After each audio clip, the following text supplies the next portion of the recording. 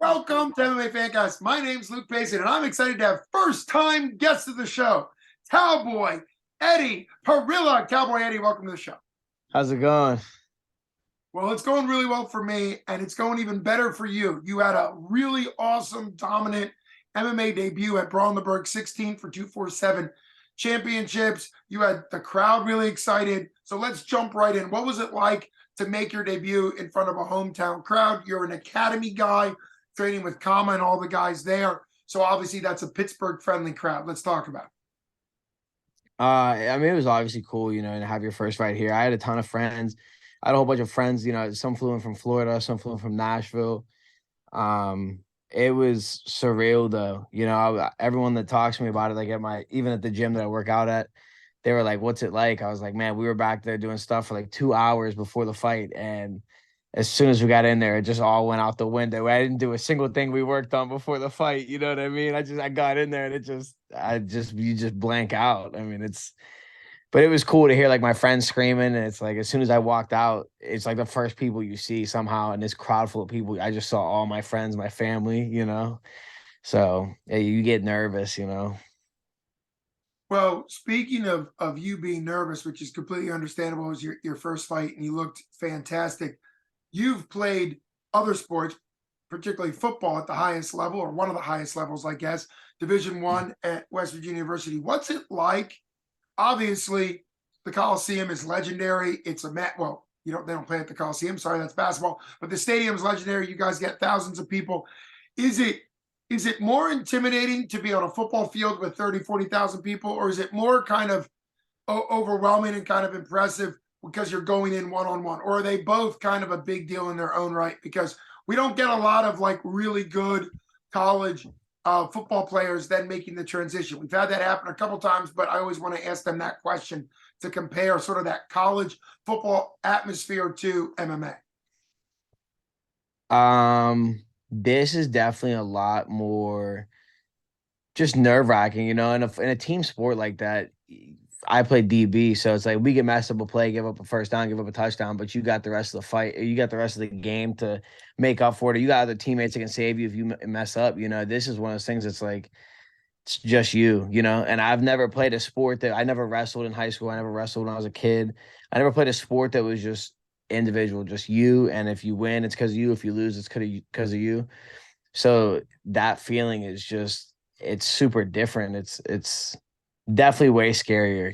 It's definitely way more nerve-wracking because when you play a team sport, like I said, if you mess up, you make up for it the next play. That's every football, anywhere you play, that's the motto. It's just forget about the last play, make it up the next play.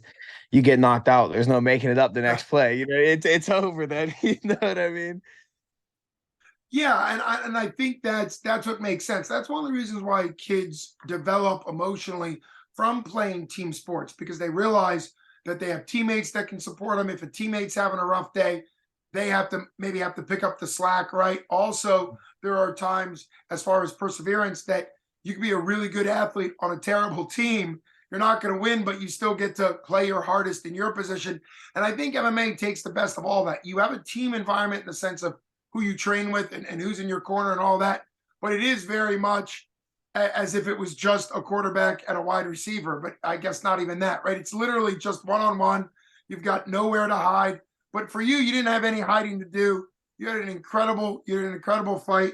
You won a decision 30-27, which for people that might not fully understand MMA, that means you won every round. It's about as good of a performance as you could have without getting a finish. But I would also say in a 6-minute fight, as a novice beginner MMA, it's almost better that you get all 6 minutes because you get more cage time. So let's break down the cage time a little bit. For you, what's a moment, if there was any, that you were in it at the time and you thought, oh, I got to get out of here. I got to work, maybe not a great position that you had to work out of. And then, of course, give a couple highlights where things were going well. Because even in a dominant fight, there's very rare MMA fighters, not even the Eagle, Habib Nurmagomedov. He didn't have every single second of his storied career to be flawless. So there's always something, but let's break down kind of the good and the bad out of that fight. I guess I'll say the first thing is like after the first takedown, it was like in the first 5, 6, or like 10 seconds, um, your coaches are right there talking to you. You don't hear anything. I'm like, I'm doing just some instinctive stuff that like me and Dave Sachs work on. And then as we crawl up and get to the cage, I was looking for the rear naked. There were like, now that you look back at it, there were a ton of submissions that were just missed. Like as soon as we transitioned from the ground and I was able to get in the mount, the arm was there, like the arm bar was there. There were so many submissions that I look back now and it's like I'm not looking at it then. I'm not thinking about it in the moment, but I'm looking back and I'm like, man, what was I thinking? You know what I mean? But it was definitely as the biggest thing that for me was after that first round, I sat on a stool and I wasn't tired. It wasn't as bad as the sparring rounds that me and Kama do. We do 3-minute rounds at the academy, or we'll do like, 5-minute rounds sometimes. So it's like as I sat down, Kama was like, it's not that bad. And I was like, yeah, I guess it's not that bad. It's all in your head. So a ton of highlights. I mean, like at the end of that second round, I caught him with a 2-3 that was really nice coming off the cage. There was definitely a lot more stand up that I could have done.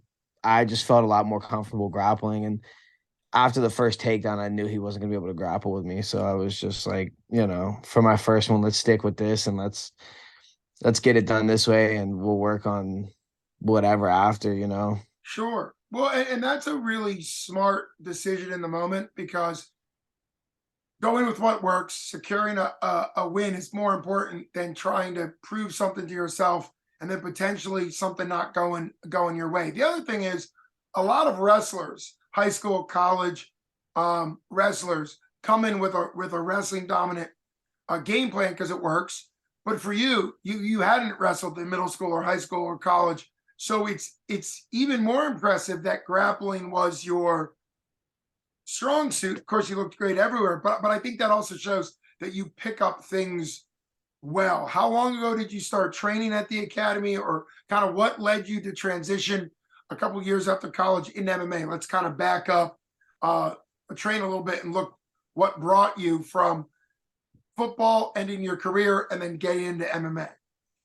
Yeah. Well, I guess the first thing that got me into MMA was I don't know if it's a good thing or a bad thing to say, but I just loved the street fight. I was like something that was always happening. We were going out and there were always these guys, and I was always someone who was just like, if you tell me, we're out at a party and you're gonna beat me up, part of me is kind of like, show me then. You know what I mean? And it was just always happening. And so it was just one night, we ended up just being outnumbered. There were two guys and it was just me and my one friend, but my one friend's not a fighter. So I was like, if I'm gonna be out here doing this, I should learn how to do this. And I signed up at the academy, and then after doing it for a couple months, Dave Sachs, he was like, you want to do some tournaments? I got all my trophies hanging up here. We ended up taking gold in the first like 4 tournaments I did. And I just ended up falling in love with it. And now I'm just, if they say you want to fight, I'm like, sure, let's fight. I mean, let's get it on. So you're not quite at the time, you're not quite at the level yet where you say, hey, at this point I get paid to fight so you can come in the cage with me. But it is cool that you had that background. When you said tournaments, the legendary Dave Sachs, it was announced at the event. I think it was well known by you, but not everybody, that Dave is pursuing a master's degree and moving up to New York. So, I mean, he's an absolute legend. He's been on the show just to talk about his own MMA career, and he's been training fighters, amateur, pro, all the way up to obviously the UFC level, but also bare knuckle boxing. I mean, the guy is an absolute legend. But what tournaments are these? Jiu-jitsu tournaments, and what was it like getting? Yeah, show us the tournament stuff. Yeah, so we got all these. These were like grappling industries. There's Naga in there. There's a ton of them in there. So Yeah, um, he traveled with me out to Cincinnati. We did tournaments out there. He's one of those coaches. He's one of the coolest guys I've ever met. He's one of the biggest reasons I stayed at the academy. Anytime I was like, hey, there's a tournament in Alaska, he'd be like, well, damn, I'll be ready to go. You know what I mean? Dave's one of those dudes who's just like, he wants to be around fighting. He wants to be there. He wants to coach. He's a phenomenal coach. So yeah, he signed me up for my first, he convinced me to do my first tournament, maybe like 2 months into training, and I ended up winning. And that's when I was kind of like, that was the first moment where I was like, around these guys with these coaches, I definitely feel like this is something I could be good at. And we just continued to travel and win. And I was like, let's just keep doing it. And then eventually the time came where Kama was like, you want to get in the cage. And I was like, yeah. And then Yeah. Saturday happened. Yeah, Saturday happened, and now you've got a taste of what that sport fighting, because MMA is really a sport fighting. There's rules that doesn't exist on there's clocks. You mentioned talking to your corners in your break on your stool. Of course, you're training at the academy. Craig Perry was on the show a couple days ago. How excited are you for a kid who has a ton of skill and talent, which started out 0-3, a freak injury, a couple other things didn't go his way. A lot of people are going to walk away from MMA at 0-3, but he mentioned you and everybody at the academy being such a big supporter and such a big fan of his. And what was it like? You got your win out of the way. What was it like as a fan to see Craig Perry? He's been on the show a bunch, but it's been a rough start for him. So let's talk a Yeah. little bit about your academy buddy.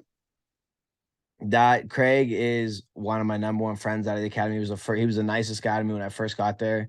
He always trained with me, and he was always someone who was like, I could text Craig right now and be like, hey, you want to meet at the gym? He'll be like, I'm on my way. Craig is someone who loves the sport. He wants to be better. I see him training every day, all day. Anytime I come into the gym, whether I'm coming for jujitsu, boxing, whatever, he's always there, and the feeling of watching him get his first win, because I haven't been there the whole time, but I was in there for some of his ups and downs of like, I'm 0-3, but this is a chance for me to get a win. It was one of those things where I was telling him, I'm like, dude, this is where like some of the sports come in. I'm like, you win some games, you lose some games. Brady lost some Super Bowls. He Yeah. came back and won some more. It's you know, this is one of those sports where it's a fight. You could lose a fight like for his freak accident where his arm popped out. Like you don't plan that, and that's not like he beat you. You just a mistake happened. It was it was a freak accident. And I told him, you come in here and you train against people who were in the UFC, people who train people in the UFC, people who are bigger than you. You just got to take what you've trained and what you've learned and just apply it. And watching him go out there and do it, he looked so smooth. He looked crisp. He looked awesome. And as his friend and as someone he trains with, it was so cool to watch that. You know what I mean? Because I Yeah. knew his head going in there, and I knew he was ready to rock and roll. And then to watch him really do it was awesome. And it is really cool. That's the team aspect that you had in football, where you're on the sideline because your offense, in your case, your defense, watching the offense, and it's kind of like that in MMA. People don't always realize that fighters love the fight, but they also love to support their teammates, because that's the staying on the sideline cheering them on type thing. So obviously, it's more exciting. You're on the show to talk about you winning, but I know his story. I know that the academy, particularly Kama, and they really have a family environment. So let's talk about the fact, just as sort of a teasing the next thing to come. This fight, your debut, was taken at a 160 catch weight. I'm assuming that was to kind of make sure that nobody was stressing about a weight cut going into it. Given the fact that you look, no, what was that for? And are you headed to 155? Sorry, I took the question in the wrong No, direction. you're good. You're Go ahead. good. I think it was, I want to say 2 weeks, I think, before the fight. My first kid had backed out.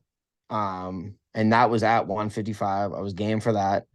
And then they ended up finding me two other kids. We accepted both fights. Those guys backed out. And then Thomas had stepped in and they asked if we could do 160. And I was like, that's 5 less pounds for me. So yeah, you know what I mean? I had initially been cutting for 155 and they asked for 160 and we were like, sure. I mean, he took it on 2 weeks. So like he didn't have a full time to train. Yeah, I understand whatever it Sure. would have been, but No, and I that am actually gonna fight. makes a ton of sense. I've seen fighters purposely pick a couple pounds up, and I just assumed it was maybe so that nobody was stressed about the weight cut. But you actually just brought up a topic that we bring up all the time on Man Fancast: the matching. Obviously, Jim Mooney and Hunter and everybody at 247 are legends, but I don't think anybody understands, particularly at the amateur level. If you think fights fall through at the UFC level, where there's money involved. You've never been around amateur MMA. Of course you have. I'm just talking. And I used to run an MMA gym, and being sort of the coach slash manager of the amateur fighters, it's insane. And I would always tell them, and it sounds like you had the right mindset. Once you know a date, you got to train like you're going to fight. You went through 3 or 4 opponents. You got to keep training like you're going to fight, because sometimes, particularly on the amateur side, since nothing's holding somebody to that fight, it can be defeating in your mind when you go through one match, a second match, a third match. So hats off to you. And of course, your opponent taking the matchup on 2 weeks notice. It's really shows Thomas Crump in his gym were willing to do it.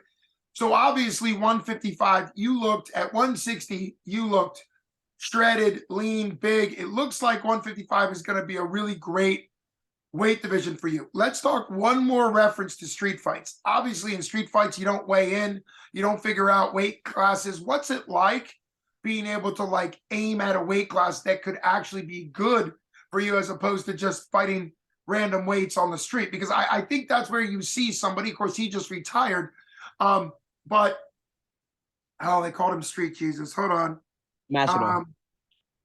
My goodness, it's blank. I'm gonna Jorge Masvidal. thank you. Well, Ryan Middleton's gonna make fun of me for that, but that's okay. I deserve it. Jorge Masvidal. He started as a street fighter. I remember what, Kimbo Slice protege and all that. He was fighting guys 50 pounds heavier than he was all the time. And in some ways, that's kind of what street fighting is. But in other ways, it's why it needs a sport. It's why I don't recommend people street fight. I know you're a big fan.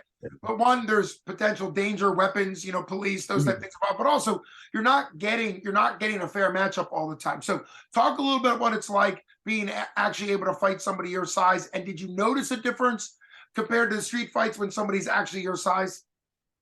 Yeah. Well, some of the biggest things that, me and my coaches were laughing about before and after the fight and all that kind of stuff is it's like in a street fight, it's one of those things that, some are like organized, like, there's some guys that think they can beat you out. So you meet up and you fight and stuff like that. But majority of the time it's like you're out with friends and something happens, then you guys fight. And it's like the most psychological, the hardest part mentally to understand is those fights happen really quick and then you go about your night. Whoever you fight in this cage is only coming here to fight. They're not coming here to have a good time and then a fight breaks out. It's like they're just here to fight, And that was one of the hardest barriers for me to get over, because it's like, you like the street fight and it happens quick and then it all ends, but it's like there's people here to see you and this is planned. There's no escaping it. You got to fight. It's but to answer your question about fighting people your own size, it's definitely I would personally say an advantage. It's a lot more difficult to fight someone who's bigger than you. You definitely have a different game plan. It's definitely not a wrestle heavy fight. It's more stand there and bang, because you take someone down who's bigger than you. It's gonna be, you're gonna be fighting an uphill battle. So fighting someone who's my weight, my size, it was definitely way more of an advantage, and I felt a lot more comfortable. For instance, like I said in the first couple seconds when I took him down, no disrespect to him, but I could tell I was a lot stronger than him, and it might have been one of those things that I don't know. I worked out longer or whatever, but when I lifted him, I was like, that's why I was like, let's just wrestle then. This seems a lot easier than wrestling someone who's 200 pounds. And even at the academy, we got some bigger dudes who I roll with guys who are 200 all the time. So fighting someone my size was like, it's about time, man. You know what I mean? But Yeah, it was definitely. I think that makes perfect sense. And the more, you're 1-0 officially in amateur MMA. And I think you brought up a great point. Like, now that you're in the sport side of fighting, where somebody literally trains for weeks, months, the better record you accumulate, the better fighters you fight, right? And so you end up, your level goes up with the level of competition, which of course is great. That's what good matchmaking's for. Again, hat tip. Well, you have a hat tip to Jim Mooney. He does a lot of that. Like, he's told me confidentially that he wants to bring people along. Like, he's not looking to have somebody smash somebody else. He wants to develop fighters at an equal pace. So like, you are obviously going to fight fighters who have some more experience as you develop. And so I think it's great that the more your fight experience increases against guys that are training for it, but also at your weight class, the more you'll develop an MMA style. And you've pointed out that your MMA style may end up being entirely different than your street fighting style because there's two different things going on. So that actually makes a lot of sense. It'll be really fun to watch your MMA style develop. Since I love looking towards the future, July 15th is a big card. I think all of them are big cards. Big card for 247. It didn't look like you got hurt. Looks like you're in phenomenal shape. Are you 100% like burning up Jim Mooney's cell phone? You want to get on July 15th? Fantastic. And Okay. so for you, what are you going to be working on during that turnaround? Once your fight gets matched for July 15th, we'll have you come back on to talk specifically about the matchup and all that. But kind of what do you want to work on between now and when you get matched in your next fight? For some people, it's not the most entertaining thing to watch, but for me, I'm a firm believer, even when it came to football, I'm going to play my game and I'm going to make you play my game. I'm not going to, for instance, I'm not going to train to fight a phenomenal boxer. He pulls out. Now I get a wrestler. And it's like, I've just trained stand up for 4 weeks, 5 weeks, 6 weeks. And now I got to wrestle some dude, So, I mean, it's pretty apparent what my style is probably going to be. It's pretty apparent, what I like to do in there. So, I'm going to fight my fight. These guys are going to fight my fight. And so I'm going to continue to work my ground game, and get these amateur wins in. And then, when we can ground and pound, we'll have a little different conversation then. But I mean, everything though. I want to work my stand up. I want to work my situational awareness, when people are giving their arms up or people are giving their necks up or backs up, just capitalizing, next fight, I'd like to get out of there with a finish, whether it's knockout, whether it's submission, I'd like to get in there and impose my will a lot more and get a finish under my belt, and, all around, like I said, primarily striking, if I'd like to be able to showcase that I can strike. It was a pretty dominant wrestling match, and I think that was primarily because my nerves were just on 10, but like, next time I want to go out there, I just want to put on a clinic. Well, you bring up a great point as we wrap up that one of the dangers, particularly early, you're an amateur, fights change all the time. One of the dangers you can do is change your entire training style, like you just said, to go 4 weeks just boxing or 4 weeks just kickboxing or 4 weeks just grappling. And then your opponent changes and now you're at a disadvantage. And it's a cliche, but I think it's a good cliche. You always want to be working to be the best fighter Cowboy Eddy can be. That way, if a fight changes 2 weeks out and the style is different, you're still working on all the things that you need to do to get better. And that's a encouragement for everybody out there. Like sometimes, particularly early, if you're fighting at like maybe an advanced amateur belt level, it might be good to start looking at what your opponent brings, or if you're fighting pro, if you're fighting higher. But even at the pro level, I know because I've interviewed a lot of fighters, pro, and then like maybe even Dana White Contender Series. A lot of times they have no idea what their opponent brings. There's not a lot of film out there. They're 5-0, something like that, and so they're still looking to just develop their own skill and talent. So I think you've got all the right coaches around you. You've got all the right mindset. It's been incredible having you on the show. I hope to be able to continue to follow you. I try to match make for Jim Mooney. I don't know who you should fight, but hopefully you'll get a great matchup for July 15th at 155 to put on a great show. Thanks so much, Cowboy Eddy, for coming on the show. Thank you. Thanks for having me. Have a good night. You got it, brother. You too.